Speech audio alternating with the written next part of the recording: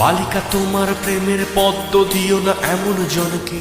প্রেমের মধু পানের পর প্রেমিক নাকি এখন সারা জীবন ভাই হয়ে থাকতে চায়। ভাবছেন এ আবার কেমন কথা, এও কি সম্ভব? কিন্তু এটি ঘটেছে শরীয়তপুরে সখীপুরে। দিনের পর দিন প্রেম, দেখা সাক্ষাৎ, গোপন সম্পর্ক, আর শেষে সেই প্রেমিকই বলে যদি কোনো সম্পর্ক রাখতে হয় তাহলে তা হবে ভাই বোনের। আর এমন বিশ্বাসঘাতকতা কি কেউ কখনো চুপ করে মেনে নেয়? তাই তো নিজের ভালোবাসার অধিকার আর আত্মসম্মান রক্ষায় স্কুল ছাত্রী লামিয়া এসে হাজির হন প্রেমিকের দরজায়, হাতে বিষের বোতল, সঙ্গে প্রেমের প্রমাণ।